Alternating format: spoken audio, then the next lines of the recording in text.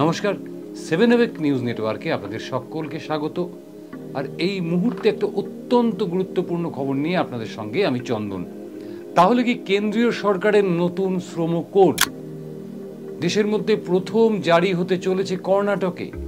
হ্যাঁ, এই প্রশ্নটাই উঠে আসছে, কারণ হচ্ছে কর্ণাটকের আইটি কোম্পানিগুলো সে রাজ্যের সরকারকে একটি প্রস্তাব পাঠিয়েছে যে তারা তাদের কর্মচারীদের জন্য 12 ঘন্টা নয় 14 ঘন্টার কাজের সময়সীমা করতে চায়, বাড়াতে চায়। অর্থাৎ 12 ঘন্টার যে কাজ, সেই কাজটা তারা আরও 2 ঘন্টা তার সঙ্গে যোগ করে 14 ঘন্টা করতে চায়।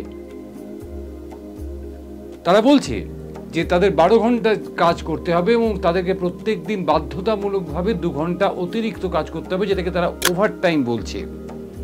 কর্ণাটকের শ্রমমন্ত্রী সন্তোষ ল্যাড ইতিমধ্যেই সে রাজ্যের শপস অ্যান্ড এস্টাবলিশমেন্ট অ্যাক্ট বদল করা যায় কিনা সে বিষয়ে মন্ত্রিসভার অন্দরে একটি আলোচনা শুরু করেছেন এবং একটি বিল আনা হয়েছে। বিষয়টি নিয়ে রাজ্যের তথ্য প্রযুক্তি মন্ত্রী প্রিয়াঙ্ক খাড়গে জানিয়েছেন, বিলটির বিষয় নিয়ে অবশ্য একটু দ্বন্দ্ব রয়েছে, একটু ভুল বোঝাবুঝি হচ্ছে। সে যাই হোক, শিল্পপতিদের দাবি যদি কোনোভাবে কর্ণাটক সরকার মেনে নেন তাহলে কি দাঁড়াতে পারে?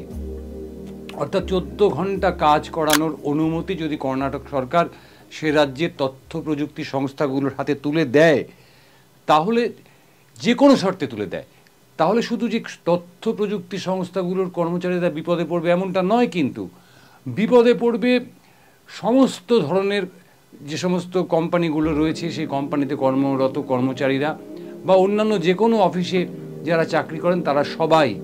কারণ একটি ঘটনাকে উদাহরণ করে যদি সবাই যে 14 ঘন্টা কাজের শিডিউল তৈরি করে ফেলে, তাহলে কি হতে পারে? বলা হচ্ছে যে এই 14 ঘন্টা কাজের নিয়ম যদি চালু হয়, তাহলে কর্মচারীদের জীবনে চরম বিপর্যয় নেমে আসতে পারে। কিভাবে বিপর্যয় নেমে আসতে পারে এটা আমি বলছি না, এটা বলছেন বিশ্বের তাবৎ সমাজবিদ এবং মনোবিদেরাও।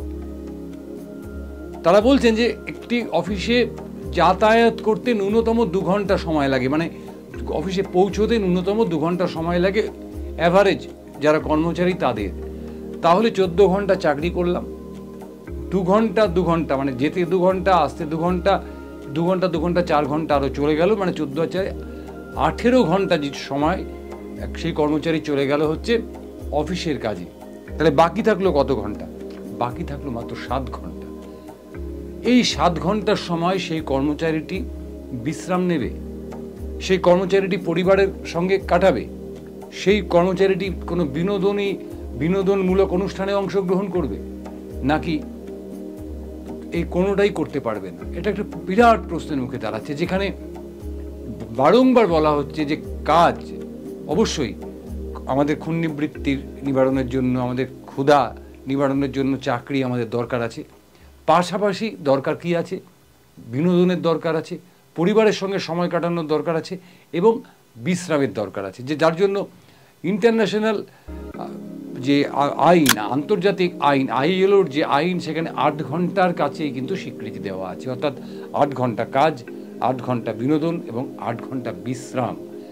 এখন এটাই দেখার যে কর্ণাটক সরকার আন্তর্জাতিক যে আইন, আইএলওর যে আইন, সেই আইনকে পাশ কাটিয়ে ভারত সরকারের নতুন শ্রম কোড অনুযায়ী তারা যে নিজস্ব রাজ্যে নিজেদের পেরিফেরির মধ্যে কাজের সময় বৃদ্ধি করতে পারেন, সেই যে অধিকার, সেই অধিকারটাকে কাজে লাগিয়ে কর্ণাটকের তথ্য প্রযুক্তি কর্মীদের জন্য 12 ঘন্টার জায়গায় 14 ঘন্টা কাজ করানোরটাকে স্বীকৃতি দিয়ে দেয়, তাহলে কিন্তু শুধু কর্ণাটক নয়, সমগ্র ভারতবর্ষের সমস্ত শ্রমিক কর্মচারীদের জীবনে একটা চরম বিপর্যয় নেমে আসতে পারে।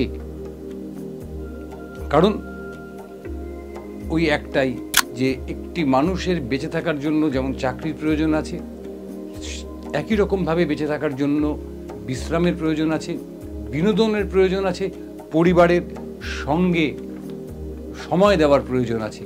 এখন দেখার যে শেষ পর্যন্ত কর্ণাটক সরকারের এই বিলটি পাশ হয় কিনা। যদি পাশ হয়, তার বিরুদ্ধে কি পদক্ষেপ নেয় অন্যান্য সংগঠনগুলো এবং আমি যেটা বলতে আপনাদের কাছে একদম ভুলে গেছিলাম যে ইতিমধ্যেই কিন্তু সেই কর্ণাটক রাজ্যের যা মানে তথ্য প্রযুক্তি সংস্থার কর্মচারীদের যে সংগঠন, সেই সংগঠন কেআইটিইউ এই বিলের বিরুদ্ধে ইতিমধ্যেই আন্দোলনে নেমেছেন।